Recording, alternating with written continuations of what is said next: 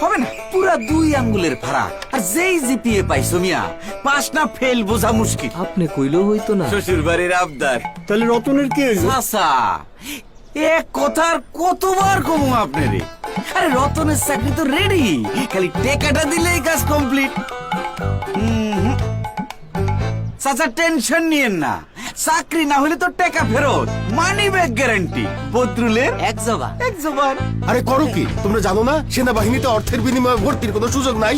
এইভাবে অর্থের বিনিময়ে কোনোদিন চাকরি হবে না, হওয়ার পরে জানা গেলেও চাকরি চলে যাবে। কিন্তু বদরুল যে কয় মানি ব্যাক গ্যারান্টি। আব্বা, আপনারা আগেও বলছি, ধরেন এলাকা থেকে 4 জনকে সেনাবাহিনীতে পরীক্ষার জন্য ডাকা হইলো, এর মধ্যে কারো না কারো চাকরি তো হবেই। যার হবে না তার টাকা ফেরত, হয়ে গেল মানি ব্যাক গ্যারান্টি। বদরুল, সেনাবাহিনীতে অর্থের বিনিময়ে যোগদানের কোনো সুযোগ নেই।